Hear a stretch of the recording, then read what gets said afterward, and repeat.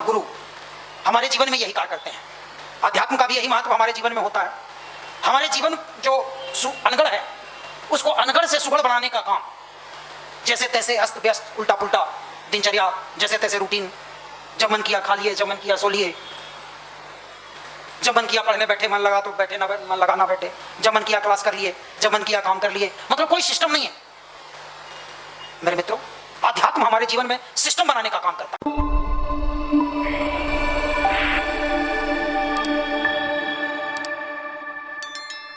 मेरे मित्रों, आगे की बात करने से पहले मैं एक छोटी सी कहानी आपको बताता हूँ। एक बार क्या हुआ कि एक मूर्तिकार, जिसको शिल्पकार कहते हैं, जो मूर्ति बनाने का काम करता है, वो एक रास्ते से गुजर रहा था तो क्या हुआ कि वो रास्ता में देखा कि एक पत्थर पड़ा हुआ है, उस पर कूड़ा कचड़ा गिरा हुआ है, गंदगी गिरा हुआ है, वो गंदगी में दबा हुआ है। उस मूर्तिकार को पता था कि उस पत्थर का वैल्यू क्या है, क्या कीमत है उसकी। उसने उस पत्थर को क्या किया, वहाँ से निकाला, उसका कचड़ा साफ किया, कचड़ा साफ करके उसको तराशा, अपनी कला से तराश करके, और उसको एक खूबसूरत भगवान की प्रतिमा का रूप दे दिया। और दे करके उसी गांव में, जिस गांव में वो पत्थर फेंका हुआ था, लोग कचरा फेंकते थे, उसी गांव में, उसी मंदिर में ले जाकर के उसको स्थापित कर दिया। अब उसी पत्थर पर जब वो भगवान का प्रतिमा का रूप ले लिया तो उस पर लोग पूजा करने लगे, जल चढ़ाने लगे, फूल चढ़ाने लगे। पत्थर तो वही था लेकिन वैल्यू उसका बढ़ गया। शिल्पकार ने उसको तराश करके और वैल्यूएबल बना दिया, उसकी एक आकृति दिख गई, ईश्वर का स्वरूप दिख गया। हमारे जीवन का भी यही हाल है। और अध्यात्म और गुरु हमारे जीवन में यही कार्य करते हैं। अध्यात्म का भी यही महत्व हमारे जीवन में होता है।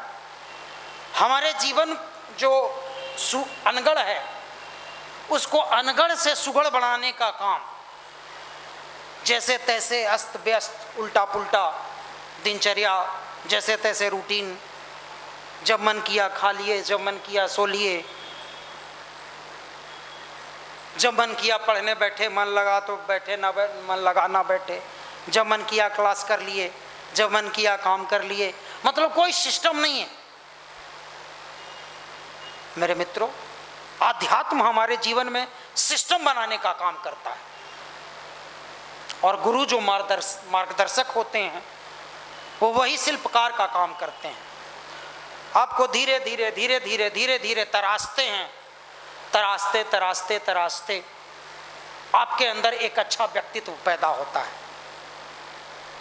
इंसान भगवान का स्वरूप प्राप्त करता है, उसके अंदर का संस्कार जागृत होता है, और जब संस्कार जागृत होता है तो वो अच्छा विचार करता है, अच्छा सोचता है, सोच अच्छा होता है उसका।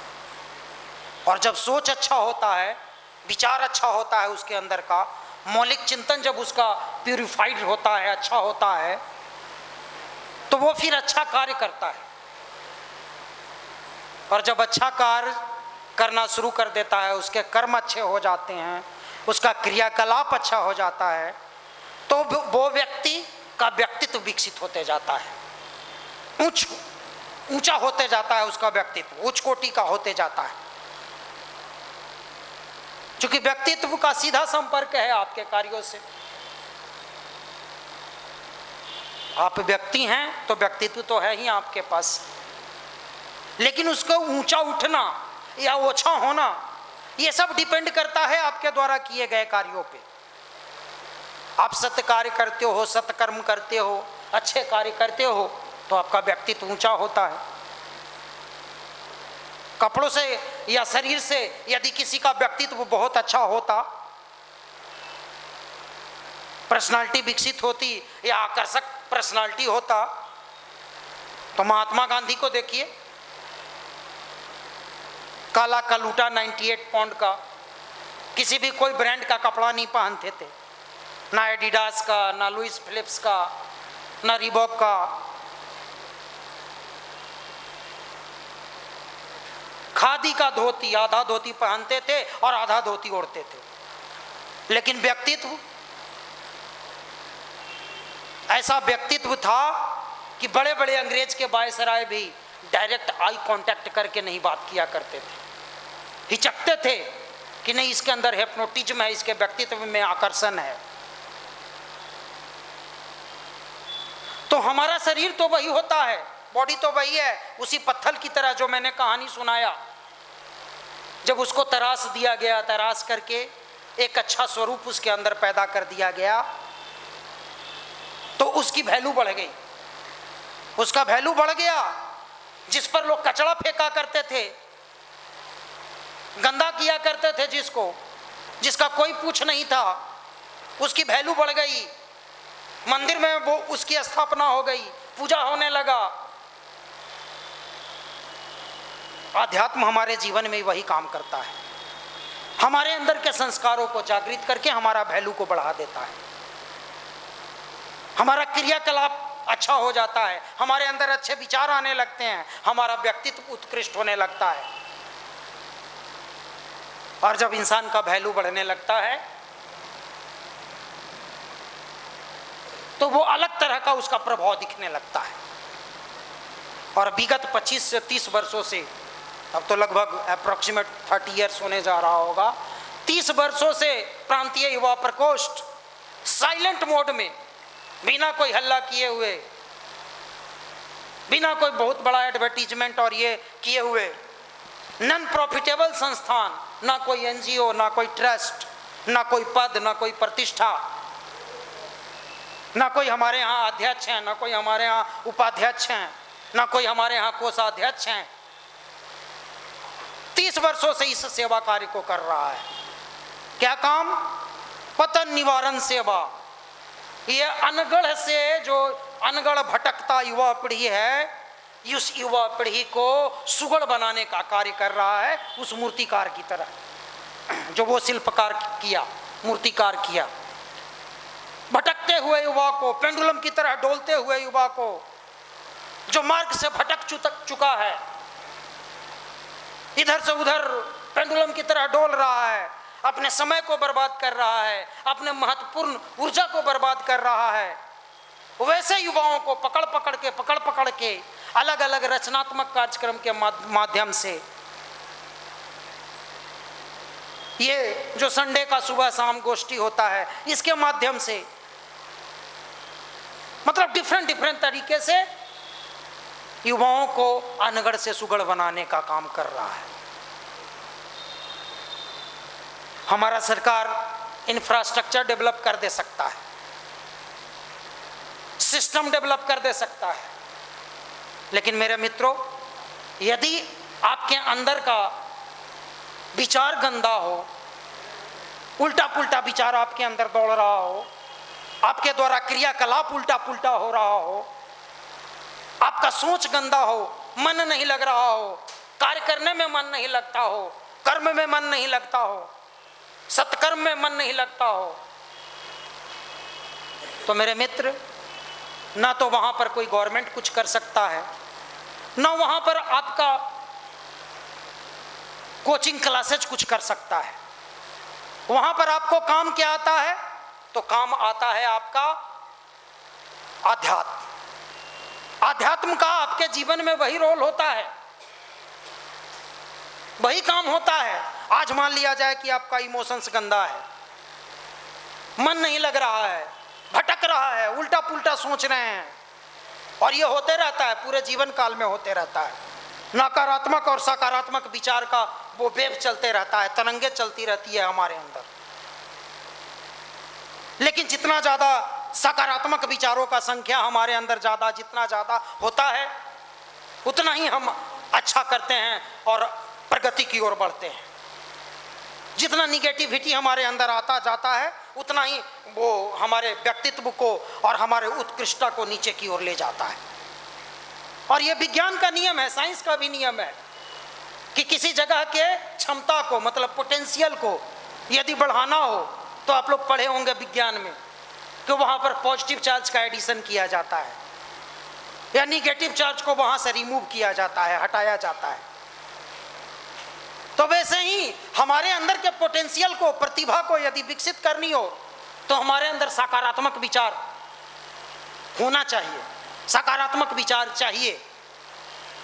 और यदि घटाना हो तो फिर नकारात्मक विचार तो काफी है, भरा पड़ा है। और वो सकारात्मक विचार मिलता कहाँ से है? तो केवल कह देने से नहीं आता है। ये गायत्री महामंत्र, अच्छी पुस्तकों का स्वाध्याय, ये जो हमारे यहाँ का रचनात्मक कार्यक्रम कराए जाते हैं आप लोग से, उसका रिजल्ट्स आपके अंदर सकारात्मक सोच लाता है, मेडिटेशन लाता है। ये मेडिटेशन आपके अंदर सकारात्मक सोच लाता है। हम तो अदना सा व्यक्ति हैं। अभी भारत के प्रधानमंत्री, अभी न्यूज में पढ़ रहे होंगे आप लोग, कल उनकी साधना समाप्त हुई है।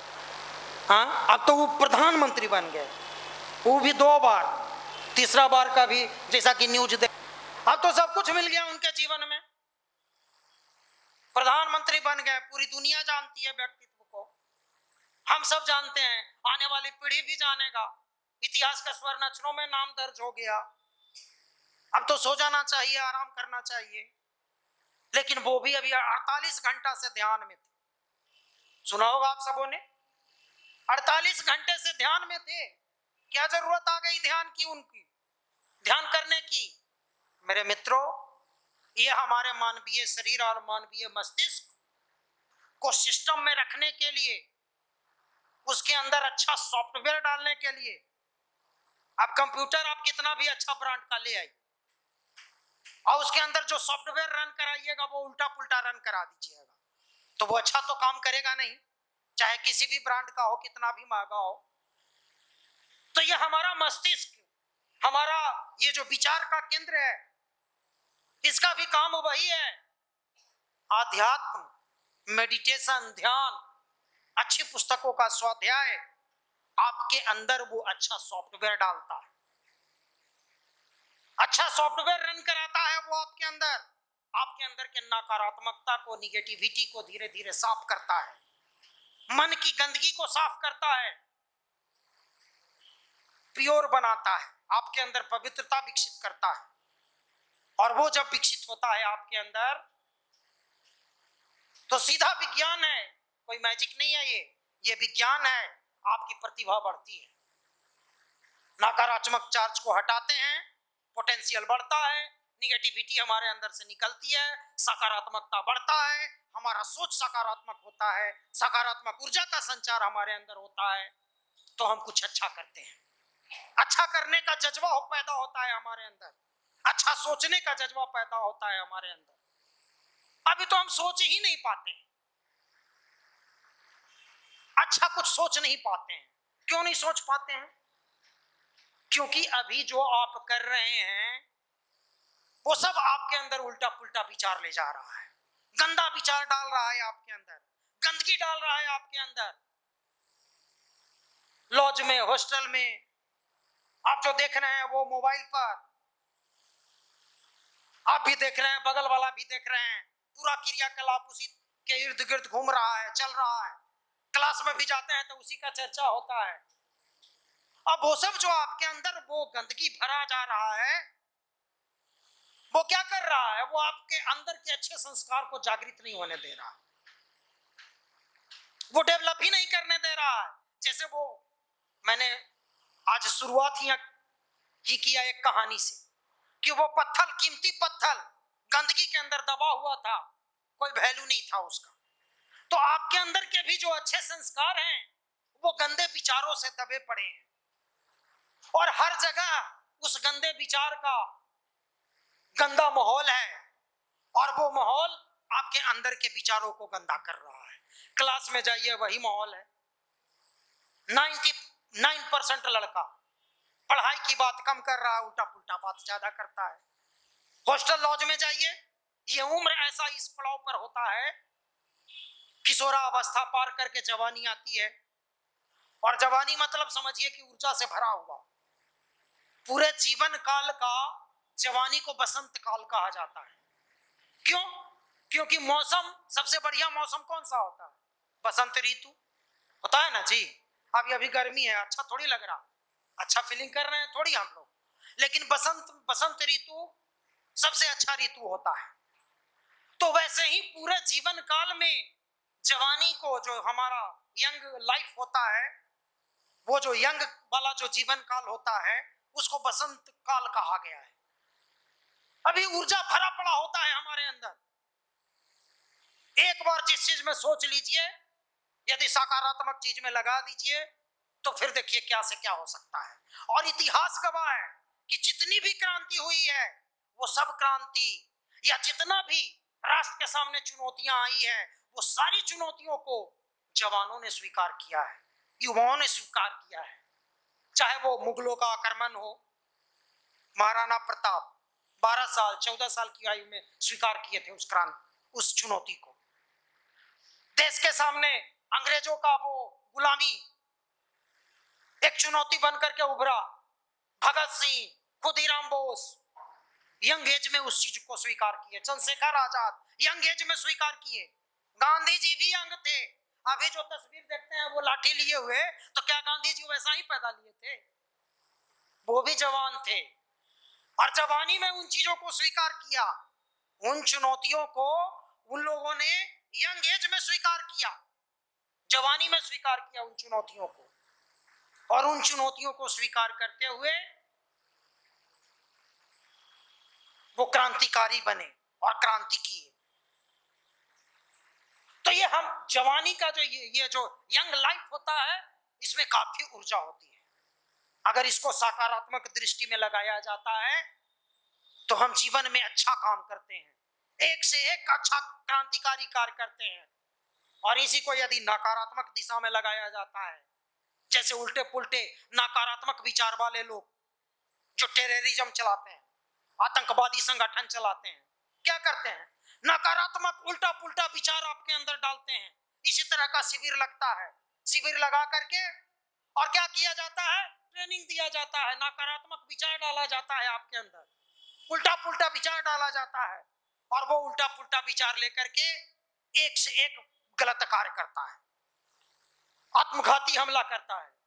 जब हम लोग जैसा लोग सोच सकते हैं कि वो गलत कर रहा है, तो फिर वो क्यों नहीं सोच पाता है? क्योंकि इतना उसके अंदर उल्टा पुल्टा गंदा विचार डाल दिया गया। आतंकवाद, माओवाद सब जवानों के द्वारा किया जाता है, इसी यंग एज में किया जाता है, नकारात्मक दिशा में बढ़ा दिया जाता है। मेरे मित्रों, यदि ये इस युवा पीढ़ी की इस ऊर्जा को यदि हम सकारात्मक रूप में दे देते हैं, तो हमारे जीवन में एक से एक आश्चर्यजनक प्रगति होता है, और हम जीवन में जो भी लक्ष्य पाना चाहते हैं, हम उसको प्राप्त कर सकते हैं। और ये काम आध्यात्म करता है। आध्यात्म का काम वही है। लोग कहता है कि नहीं, अब इसे क्या जरूरत है, चौथा पीढ़ी में वो सब जरूरत है, रिटायर हो जाइए, 60 साल का पार कर जाइए, उसके बाद उसकी जरूरत है। अभी उसकी कोई जरूरत नहीं है, वो चौथापन का चीज है। लेकिन मैं बताता हूं कि यदि मान लिया जाए कि आप 70 साल और 75 साल और 65 साल की आयु में चल गए, और आपको भरपूर ऊर्जा मिल भी जाएगा, सही विचार भी मिल जाएगा, आप अच्छा सोच भी लोगे, तो लेकर के करोगे क्या जब शरीर ही नहीं साथ देगा? क्या कर पाओगे? कुछ करने लायक ही नहीं रहोगे। जरूरत अभी है। हम मान लिया जाए कि कब्र में पांव लटका है, और आपको ला करके कोई 5 करोड़ रुपया दे दे, कह के लीजिए, तो क्या कीजिएगा लेकर के उसको? कोई सदुपयोग है उसका? कोई प्रयोग है उसका? अभी मिले, इस जवानी में मिले तो बहुत प्रयोग है, एक से एक शौक पूरा किया जा सकता है, प्रयोग है ना। तो उसी तरह से इसी जवानी में हमें वो ऊर्जा चाहिए वो आध्यात्मिक शक्ति इसी समय चाहिए। और ये गायत्री महामंत्र वही कार्य करता है, वही काम करता है। आप नियमित जो अच्छी पुस्तकों का स्वाध्याय करते हो वो वही कार्य करता है। आपको अंदर से आपके विचारों को मजबूत करता है। ध्यान का काम ही होता है आपके अंदर संघर्ष करने की शक्ति पैदा करता है। आप मेडिटेशन करते हो, सूर्य का गायत्री महामंत्र करते हो और वो भी नियमित रूप से करते हो, तो आपके अंदर के विचार परिष्कृत होते जाते हैं, प्यूरिफाइड होते जाते हैं। गंदे विचार दूर होते जाते हैं, निकलते जाते हैं, अच्छे विचार आते जाते हैं। उल्टा पुल्टा काम करने का मन नहीं करता है। उल्टा पुल्टा करने के लिए आपका कॉन्शियस अलाउ नहीं करता है। आपके द्वारा अच्छा क्रियाकलाप किया जाता है। आप पढ़ाई कर रहे हो तो फिर पढ़ने में समय ज्यादा देना शुरू कर दोगे, पढ़ाई में मन लगने लगेगा। हमारे भाई लोग आपको कह के लाते हैं ना, चलिए हमारे यहाँ चलिएगा तो क्या होगा, आपका आईक्यू बढ़ेगा, कंसंट्रेशन बढ़ेगा, विल पावर मजबूत होगा।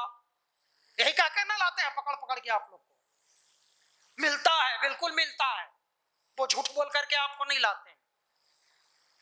यहाँ जो भी वो फार्मूले और सूत्र बताए जाते हैं वो सबका काम ही वही है। मार्केट में आईक्यू बढ़ाने का कोई दवाई नहीं मिलता, बाजार में कोई विल पावर बढ़ाने का दवाई नहीं मिलता। कहां मिलता है वो सब? वो सब मिलता है गायत्री महामंत्र से। गायत्री मंत्र का नियमित जाप करने से, नियमित ध्यान करने से, मेडिटेशन करने से, आध्यात्म का सहारा लेने से, अच्छी पुस्तकों को स्वाध्याय करने से वो विल पावर स्ट्रांग होता है। और मेरे मित्रों, जब तक आपके अंदर विल पावर नहीं रहेगा आप अपने जीवन में सफल नहीं कर सकते हो, कभी भी सफलता नहीं प्राप्त कर सकते हो। सफलता प्राप्त करने के लिए वो जरूरी है, क्योंकि चुनौतियां इस जीवन काल में पग पग पर है। हर एक अगला कदम चुनौतीपूर्ण होता है। आप जितना बड़ा कार्य करोगे उतनी बड़ी चुनौती आपको मिलेगी। इतना आसानी से ये जीवन नहीं कटता है। आप सोचोगे कि हमारे पास बहुत पैसा हो जाएगा तो हमारा जीवन बहुत अच्छा चलेगा। आप सोचोगे कि हमारे पास अपार संसाधन हो जाएंगे तो हमारा जीवन बहुत अच्छा कटेगा। नहीं कटेगा।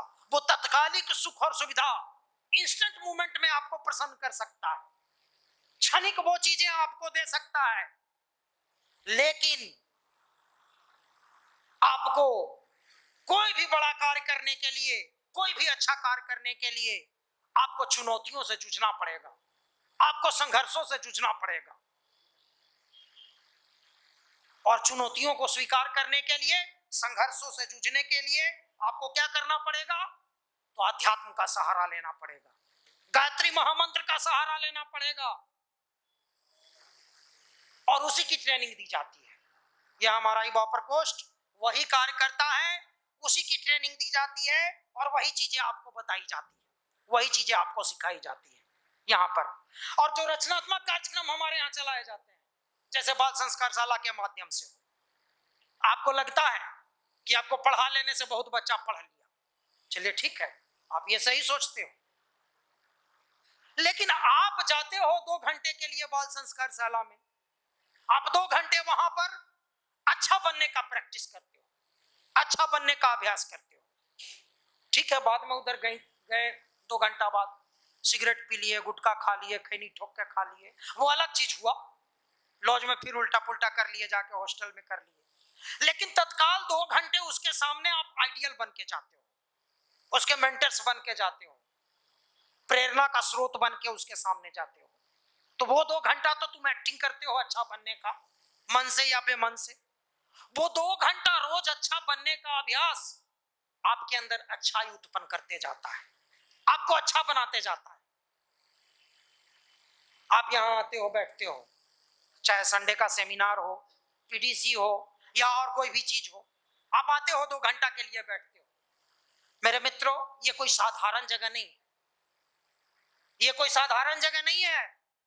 चाहता तो युवा प्रकोष्ठ एक से एक बड़ा एसी हॉल बनवा करके, एक खूब बढ़िया इंफ्रास्ट्रक्चर डाल करके आपको बैठा करके वो ध्यान और वो चीज का भी ट्रेनिंग दे सकता था, लेकिन इस भीषण गर्मी में भी